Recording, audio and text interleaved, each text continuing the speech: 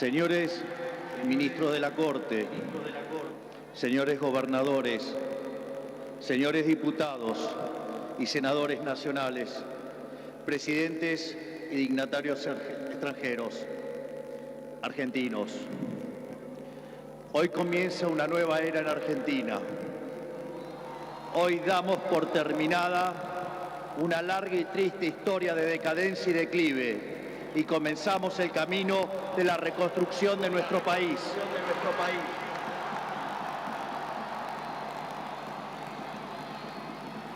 Los argentinos, de manera contundente, han expresado una voluntad de cambio que ya no tiene retorno. No hay vuelta atrás.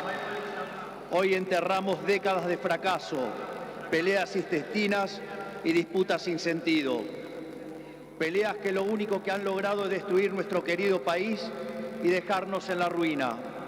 Hoy comienza una nueva era en Argentina, una era de paz y prosperidad, una era de crecimiento y desarrollo, una era de libertad y progreso. Hace 200 años, un grupo de ciudadanos argentinos reunidos en San Miguel de Tucumán le dijeron al mundo que las Provincias Unidas del Río de la Plata no eran más una colonia española y que a partir de ese histórico momento seríamos una nación libre y soberana. Durante décadas nos enfrentamos en disputas internas acerca de cuál debía ser la forma institucional que nuestro país necesitaba. En 1853, luego de 40 años de haber declarado la independencia, bajo el auspicio de un pequeño grupo de jóvenes idealistas que hoy conocemos como la generación del 37, decidimos como pueblo abrazar las ideas de la libertad.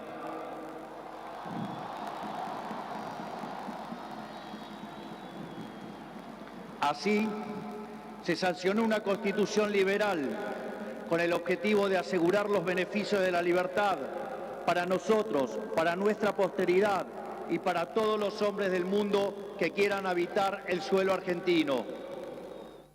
Lo que vino después de la sanción de esa constitución de fuerte raigambre liberal fue la expansión económica más impresionante de nuestra historia. De ser un país de bárbaros enfrascados en una guerra sin cuartel, pasamos a ser la primer potencia mundial. Para principios del siglo XX éramos el faro de luz de Occidente. Nuestras costas recibían con brazos abiertos a millones de inmigrantes que se escapaban de una Europa devastada en búsqueda de un horizonte de progreso. Lamentablemente, nuestra dirigencia decidió abandonar el modelo que nos había hecho rico y abrazaron las ideas empobrecedoras del colectivismo.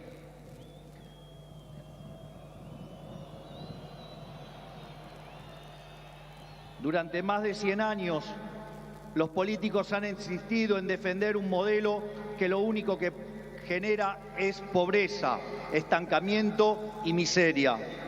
Un modelo que considera que los ciudadanos estamos para servir a la política y no que la política existe para servir a los ciudadanos.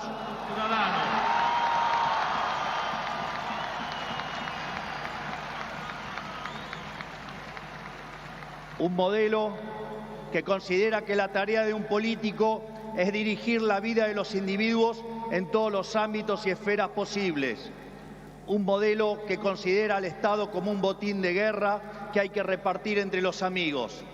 Señores, ese modelo ha fracasado.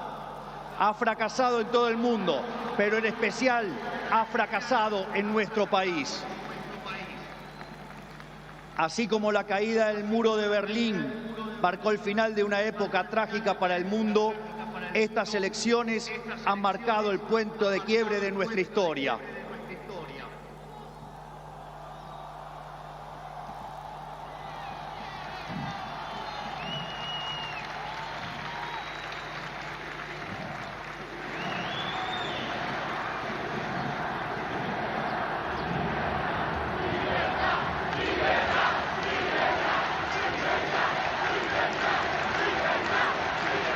En estos días, mucho se ha hablado de la herencia que vamos a recibir. Dejen que sea muy claro en esto. Ningún gobierno ha recibido una herencia peor que la que estamos recibiendo nosotros.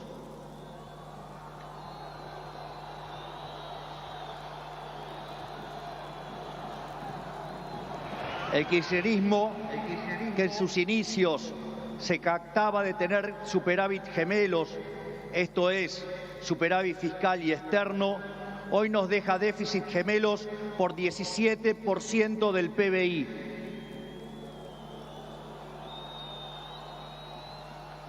A su vez, de esos 17 puntos del PBI, 15 corresponden al déficit consolidado entre el Tesoro y el Banco Central.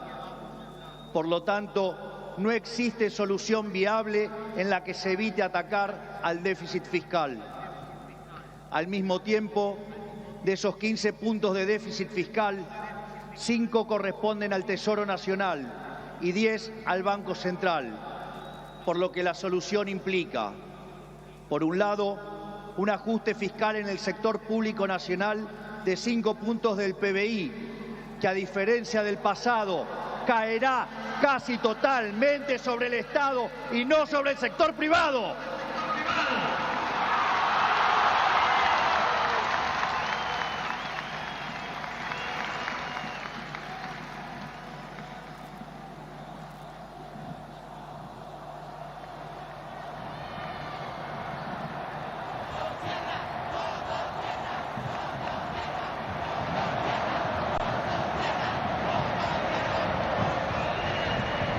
Por el otro, es necesario limpiar los pasivos remunerados del Banco Central, los cuales son responsables de los 10 puntos de déficit del mismo.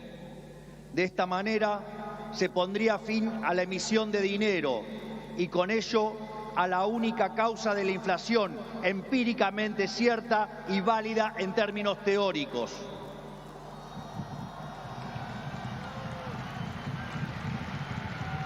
Sin embargo, dado que la política monetaria actúa con un rezago que oscila entre 18 a 24 meses, aun cuando hoy dejemos de emitir dinero, seguiremos pagando los costos del desmadre monetario del gobierno saliente.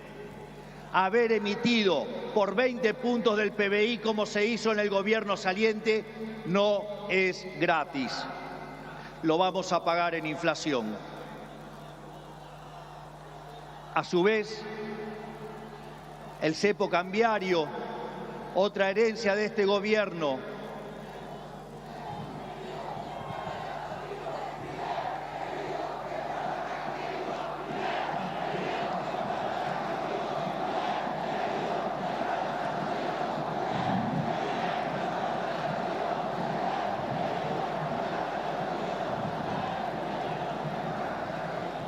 a su vez, el cepo cambiario, otra herencia de este gobierno, no solo constituye una pesadilla social y productiva, porque implica altas tasas de interés, bajo nivel de actividad, escaso nivel de empleo formal y salarios reales miserables que impulsan el aumento de pobres e indigentes, sino que además el sobrante de dinero en la economía hoy es el doble que había en la previa del Rodrigazo.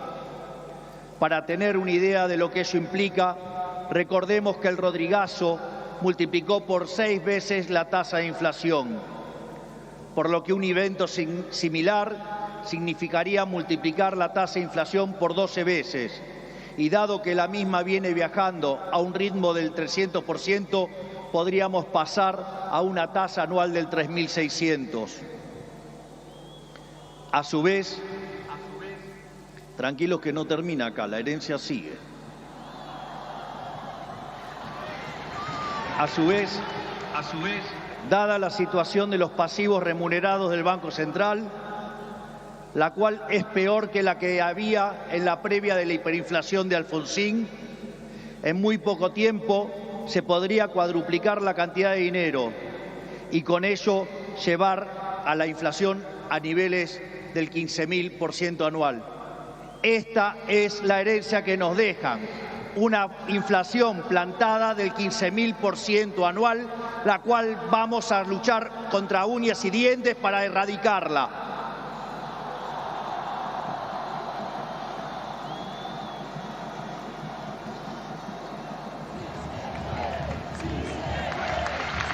Es más, este número, que parece un disparate, quiero que sepan que implica una inflación del 52% mensual, mientras que hoy mismo ya viaja a un ritmo, de acuerdo a estimaciones privadas, que oscilan entre el 20 y el 40% mensual para los meses entre diciembre y febrero.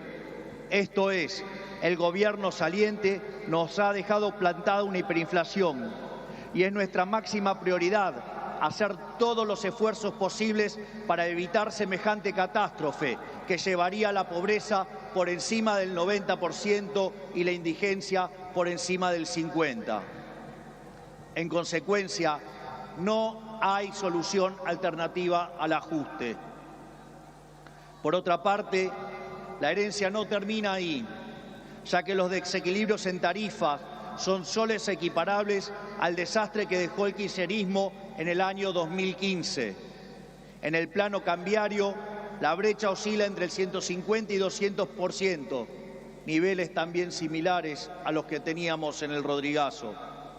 A su vez, la deuda con importadores supera los 30.000 millones de dólares y las utilidades retenidas a las empresas extranjeras alcanzan los 10.000 millones de dólares. La deuda del Banco Central e YPF suman 25.000 millones de dólares y la deuda del Tesoro pendiente suma unos 35.000 millones de dólares adicionales. Esto es, la bomba en términos de deuda asciende a 100.000 millones de dólares que habrá que sumar a los cerca de 420.000 millones de dólares de deuda ya existente.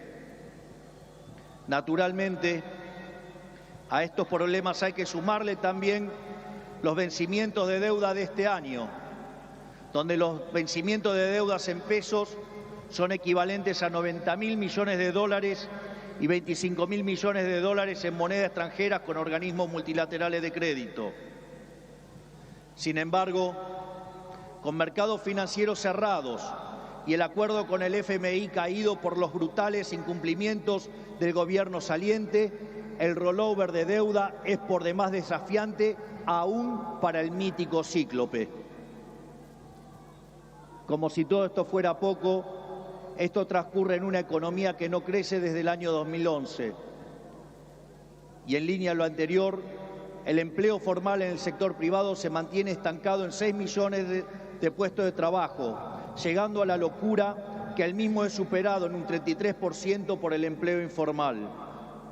Por ello, no debería sorprender a nadie que los salarios reales se hayan destruido, ubicado en torno a los $300 mensuales, los cuales no solo son 6 veces inferiores a los de la convertibilidad, sino que de haberse mantenido la tendencia de aquellos años, o como lo decían ellos, el maldito neoliberalismo, hoy oscilarían entre 3.000 y 3.500 dólares por mes. Nos han arruinado la vida. Nos han hecho caer por 10 veces nuestros salarios. Por lo tanto, tampoco nos debería sorprender que el populismo nos esté dejando 45% de pobres y 10% de indigentes. Luego de dicho cuadro de situación, que a todas luces parece irremontable, debe quedar claro que no hay alternativa posible al ajuste. Tampoco hay lugar a la discusión entre shock y gradualismo. En primer lugar, porque desde el punto de vista empírico, todos los programas gradualistas terminaron mal, mientras que todos los programas de shock, salvo el de 1959, fueron exitosos. En segundo lugar, porque desde el punto de vista teórico, si un país carece de reputación, como lamentablemente es el caso de Argentina, los empresarios no invertirán hasta que vean el ajuste fiscal, haciendo que el mismo sea recesivo. En tercer lugar, y no por ello menos importantes, para hacer gradualismo es necesario que haya financiamiento. Y lamentablemente, tengo que decírselos de nuevo, no hay plata.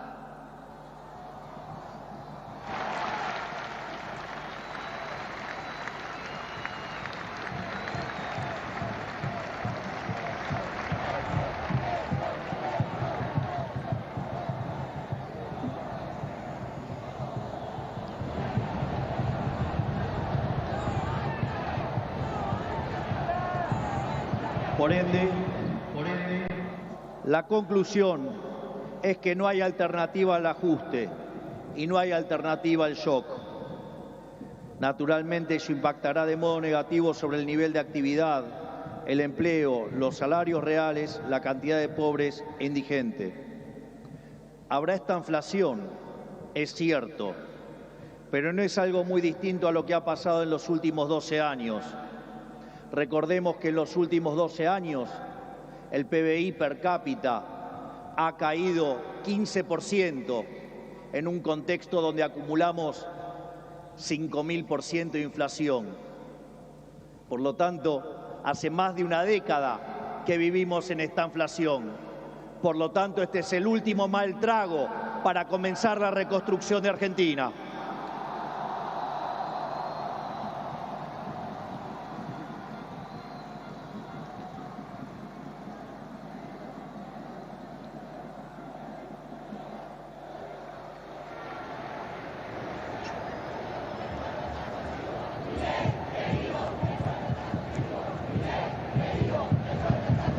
A su vez, luego del reacomodamiento macro que vamos a impulsar, el cual será menos doloroso cuanto mayor sea la caída del riesgo país y cuanto mejor sea nuestra contención desde el Ministerio de Capital Humano, la situación comenzará a mejorar. Esto es, habrá luz al final del camino.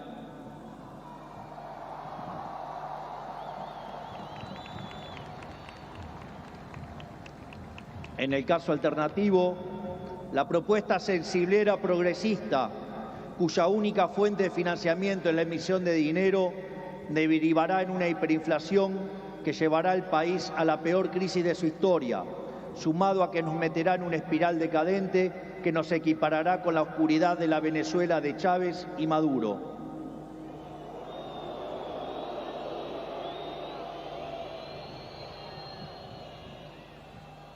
Por lo tanto, luego de semejante cuadro de situación, no pueden quedar dudas que la única oposición posible es el ajuste, un ajuste ordenado y que caiga con toda su fuerza sobre el Estado y no sobre el sector privado.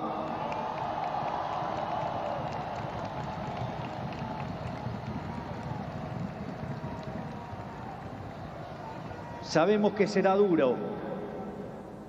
Por eso quiero también traerles una frase sobresaliente de uno de los mejores presidentes de la historia argentina, que fue Julio Argentino Roca. Nada grande, nada estable y duradero se conquista en el mundo cuando se trata de la libertad de los hombres y del engrandecimiento de los pueblos, si no es a costa de supremos esfuerzos y dolorosos sacrificios. Pero nuestros desafíos no terminan solamente en el plano económico. El nivel de deterioro de nuestro país es tal que abarca todas las esferas de la vida en comunidad. En materia de seguridad, Argentina se ha convertido en un baño de sangre. Los delincuentes caminan libres mientras los argentinos de bien se encierran tras las rejas. El narcotráfico se apoderó lentamente de nuestras calles, a punto tal que una de las ciudades más importantes de nuestro país ha sido secuestrada por los narcos y la violencia. Nuestras fuerzas de seguridad han sido humilladas y maltratadas durante décadas. Han sido abandonados por una clase política que le ha dado la espalda a quienes nos cuidan. La anomia es tal que solo el 3% de los delitos son condenados. Se acabó con el siga-siga de los delincuentes.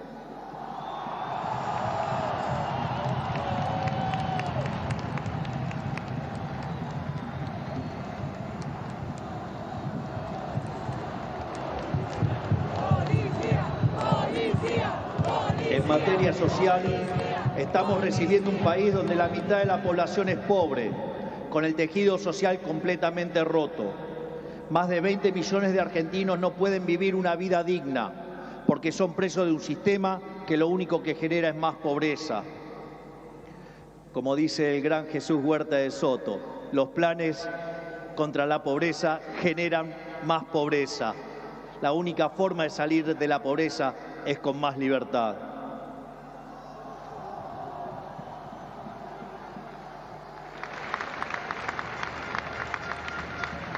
Al mismo tiempo, 6 millones de chicos hoy a la noche se irán a dormir con hambre, que caminan descalzos por la calle y otros que cayeron en la droga.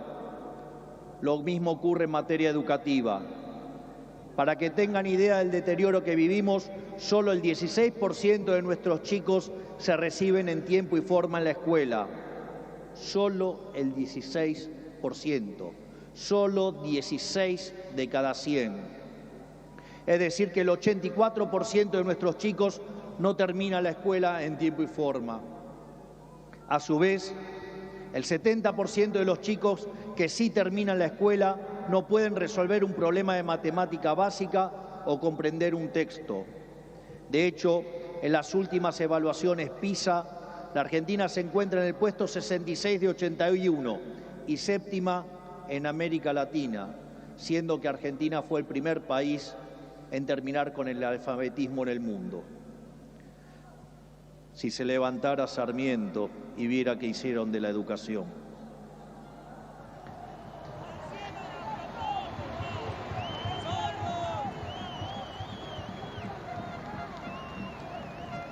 En materia de salud, el sistema se encuentra completamente colapsado. Los hospitales están destruidos, los médicos cobran miseria y los argentinos no tienen acceso a salud básica. Tan es así que durante la pandemia, si los argentinos hubiéramos hecho las cosas como la media de los países del mundo, hubiéramos tenido 30.000 muertos. Pero gracias al Estado Te Cuida y su ineficiencia, 130.000 argentinos perdieron la vida.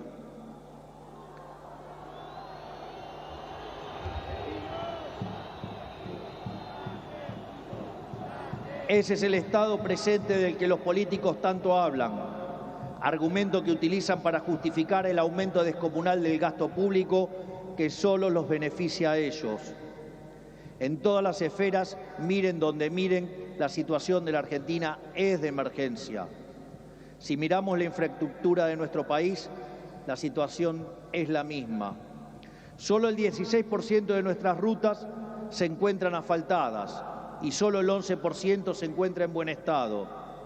Por eso, no es casualidad que mueran cerca de 15.000 argentinos por año en accidentes de tránsito. Lo que quiero graficar con todo esto es que la situación de la Argentina es crítica y de emergencia. No tenemos alternativas y tampoco tenemos tiempo. No tenemos margen para discusiones estériles. Nuestro país exige acción y una acción inmediata. La clase política deja un país al borde de la crisis más profunda de nuestra historia. Cada uno de ellos tendrá que hacerse cargo de su propia responsabilidad. No es tarea mía señalarlos. No buscamos ni deseamos las duras decisiones que habrá que tomar en las próximas semanas, pero lamentablemente no nos han dejado opción. Sin embargo, nuestro compromiso con los argentinos es inalterable. Vamos a tomar todas las decisiones necesarias para arreglar el problema que causaron 100 años de despilfarro de la clase política, aun cuando al principio sea duro.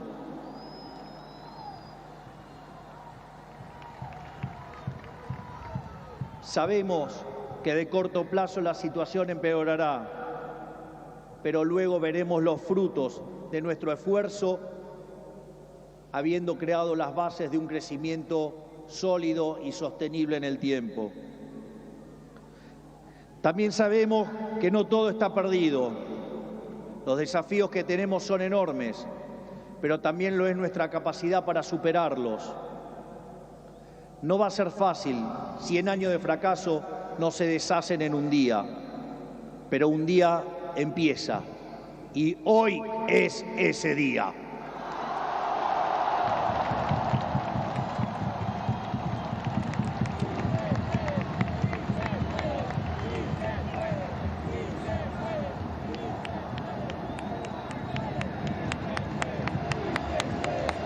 Hoy empezamos a desandar el camino de la decadencia y comenzamos a transitar el camino de la prosperidad. Tenemos todos para ser el país que siempre soñamos. Tenemos los recursos, tenemos la gente, tenemos la creatividad y, mucho más importante, tenemos la resiliencia para salir adelante.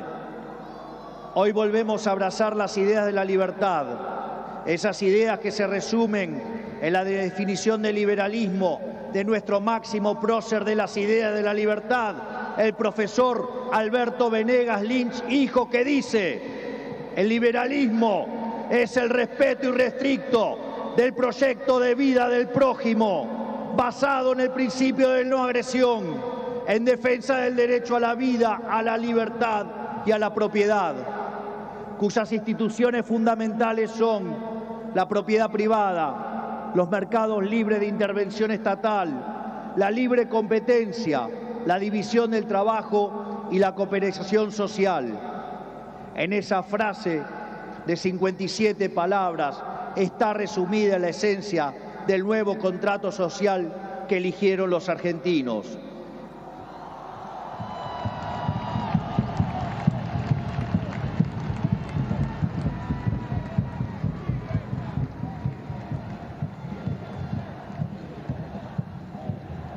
Este nuevo contrato social nos propone un país distinto, un país en el que el Estado no dirija nuestras vidas, sino que vele por nuestros derechos, un país en el que las hace, las paga.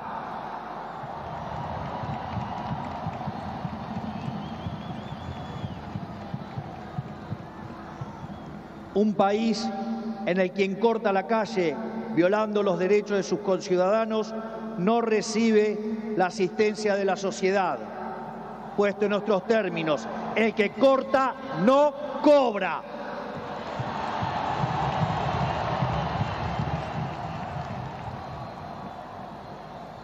Un país que dentro de la ley permite todo, pero fuera de la ley no permite nada.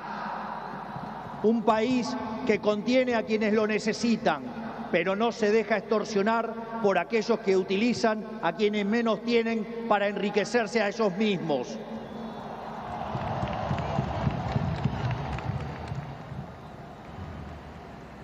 En cuanto a la clase política argentina, quiero decirles que no venimos a perseguir a nadie, no venimos a saldar viejas vendetas, ni a discutir espacio de poder. Nuestro proyecto no es un proyecto de poder, nuestro proyecto es un proyecto de país. No pedimos acompañamiento ciego, pero no vamos a tolerar que la hipocresía, la deshonestidad o la ambición de poder interfieran con el cambio que los argentinos elegimos. A todos aquellos dirigentes políticos, sindicales y empresariales que quieran sumarse a la nueva Argentina, los recibimos con los brazos abiertos.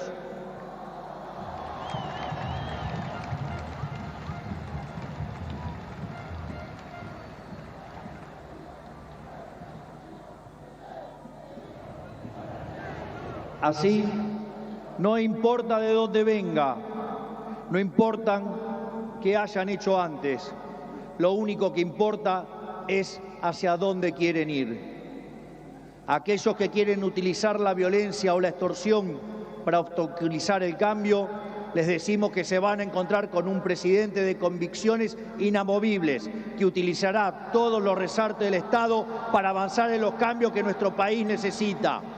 No vamos a claudicar, no vamos a retroceder, no nos vamos a rendir. Vamos a avanzar con los cambios que el país necesita, porque estamos seguros que abrazar las ideas de la libertad es la única manera en la que podremos salir del pozo en el que nos han metido.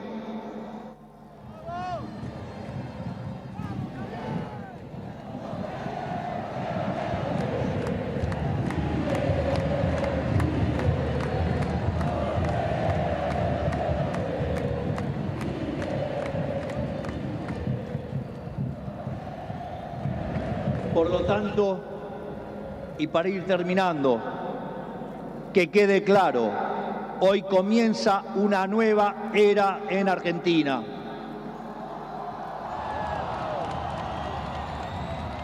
El desafío que tenemos por delante es titánico, pero la verdadera fortaleza de un pueblo se mide en cómo enfrenta los desafíos cuando se presentan.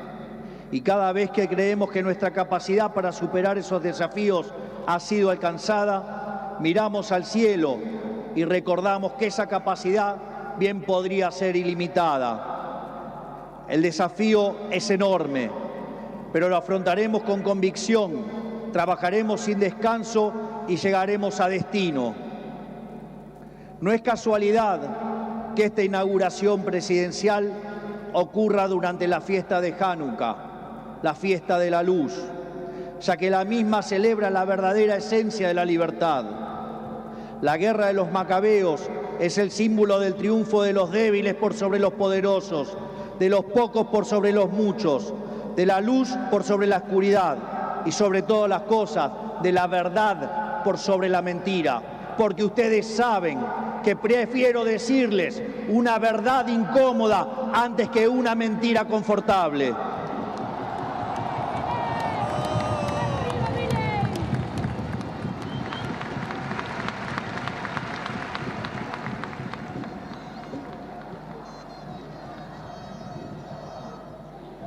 Estoy convencido de que vamos a salir adelante.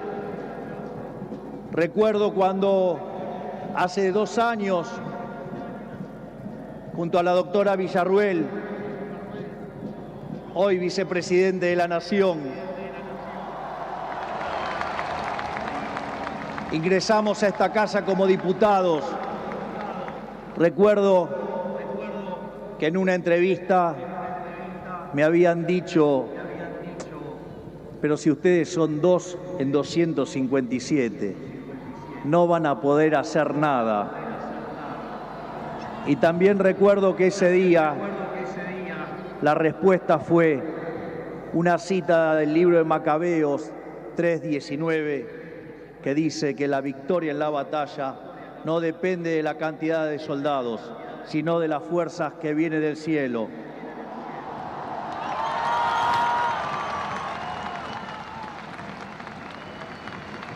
Por lo tanto, Dios bendiga a los argentinos y que las fuerzas del cielo nos acompañen en este desafío. Muchas gracias. Será difícil, pero lo vamos a lograr. ¡Viva la libertad, carajo! ¡Viva la libertad, carajo! ¡Viva la libertad, carajo! Conforme a ponerse de pie que vamos a salir. Por el artículo 75 de la... Yo no me metí acá para estar guiando corderos. Yo me metí acá para despertar leones. ¿Quieren escuchar a los